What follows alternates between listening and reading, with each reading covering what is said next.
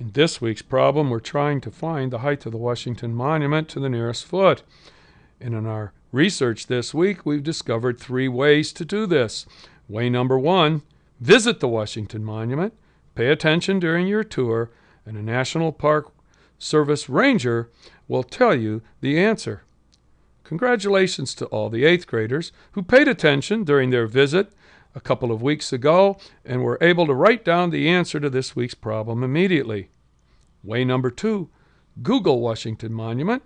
You're likely to get taken to this National Park Service page where you can go to frequently asked questions. The very first question is, how tall is the monument? And there's the answer, 555 feet, 5 1/8 inches. Well, the third way is to do the math based on the information given in this week's problem. And we're given that the monument casts a shadow of 142 feet 5 inches. Some guy standing near the monument, shown here circled in blue, is 156 centimeters tall and casts a shadow 40 centimeters long. We can then set up a proportion based on 2 ratios that the monument is to its shadow as some guy standing next to the monument is to his shadow.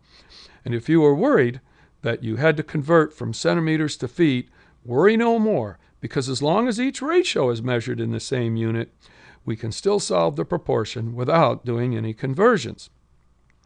And then to solve a proportion, most of you know that it's often called cross-multiplying. The formal name is to apply the means extremes property shown here.